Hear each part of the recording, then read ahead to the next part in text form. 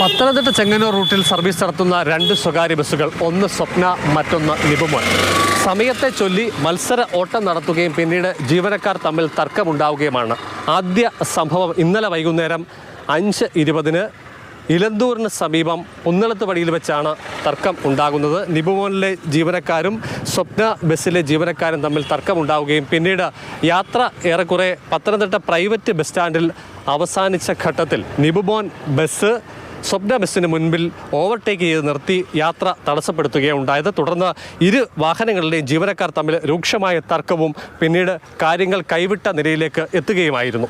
തർക്കത്തിനിടെ നിബുമോൻ എന്ന ബസ്സിൽ നിന്നും പുറത്തിറങ്ങിയ ഡ്രൈവർ കല്ലുകൊണ്ട് സ്വപ്ന ബസ്സിൻ്റെ ഡ്രൈവർ ഇരിക്കുന്ന സീറ്റിനോട് ചേർന്ന് വലതുവശത്തുള്ള ചില്ല് കല്ലുകൊണ്ട് എറിഞ്ഞു പൊട്ടിക്കുകയാണ് ഉണ്ടായത്. ഈ സമയം ഏറെക്കുറെ ഞാനിരിക്കുന്ന സ്ഥാനത്ത് ഇരുന്ന് യാത്ര ചെയ്തിരുന്ന കൊടുമൺ സ്വദേശിനി ആയിട്ടുള്ള ജ്യോതിലക്ഷ്മി എന്ന പെൺകുട്ടിക്ക് ബസ്സിൻ്റെ ചില്ല് ഉടഞ്ഞ് അവശിഷ്ടങ്ങൾ കണ്ണിൽ തെറിച്ച് പരിക്കേറ്റു.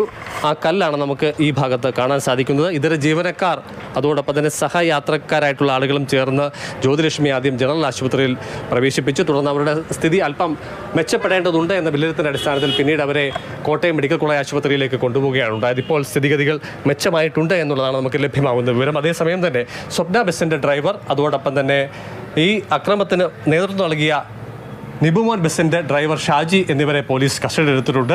ഇരു വാഹനങ്ങളും പോലീസിൻ്റെ കസ്റ്റഡിയിലാണുള്ളത്.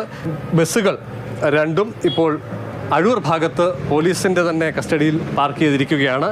കോഴഞ്ചേരി പത്തനംതിട്ട റൂട്ടിന് പുറമെ സ്വകാര്യ ബസ്സുകൾ മത്സര ഓട്ടം നടത്തുന്ന മറ്റ് നിരവധി ഇടങ്ങളും ഉണ്ട് എന്നുള്ളതാണ് നമുക്ക് ലഭ്യമാകുന്ന വിവരം. RTO ഓഫീസിൽ നിന്നുള്ള ജീവനക്കാർ കൂടി വാഹനങ്ങൾ പരിശോധിക്കുകയാണ്. കേസിൻ്റെ തുടർ നടപടികളുമായി ബന്ധപ്പെട്ടുള്ള വിവരങ്ങൾ അവർ തന്നെ നമ്മളോട് പങ്കുവയ്ക്കും. അപ്പോൾ ഇത് RTO തലത്തിൽ ഇപ്പം ചർച്ചയായിട്ടുണ്ട്. അപ്പോൾ വാഹനങ്ങൾ പരിശോധിക്കാനാണ് നമ്മൾ വന്നത്. അപ്പം ഡ്രൈവർമാരെയും ഓണറിനെയും നമ്മളിപ്പം RTO മുമ്പായി ഹാജരാകാനായിട്ട് നിർദ്ദേശം നൽകിയിട്ടുണ്ട്. ഇപ്പം ലൈസൻസ് സസ്പെൻഷനിലേക്കുള്ള നടപടിയിലാണ് പോയിക്കൊണ്ടിരിക്കുന്നത്. അത് തെറ്റായ ഒരു നടപടിയാണ് കാണിച്ചത്. നമുക്കും അത് സഹിക്കാൻ പറ്റാത്തൊരു കാര്യമാണ് ചെയ്തത്.